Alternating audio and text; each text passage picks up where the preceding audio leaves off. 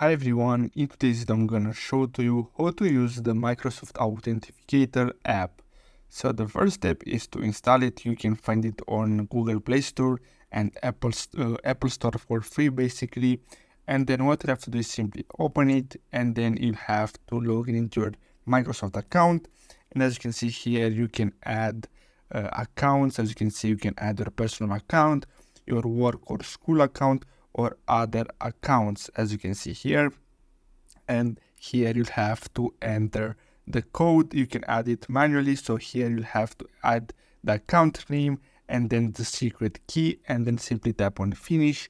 And then when you'll find here that the code generated by the app. Now here in the app you can store passwords if you want, but you'll have to sign in with your Microsoft account. You can store addresses too, and even verified IDs. So as you can see, some websites and organizations now offer verified IDs.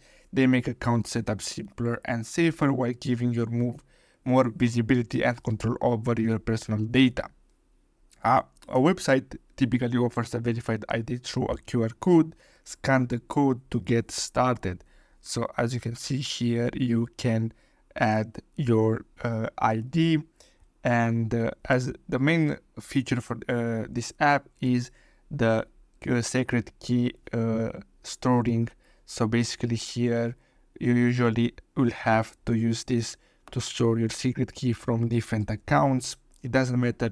It's not only Microsoft accounts. You can even crypto accounts, bank accounts, and much more. So I hope you found this video helpful.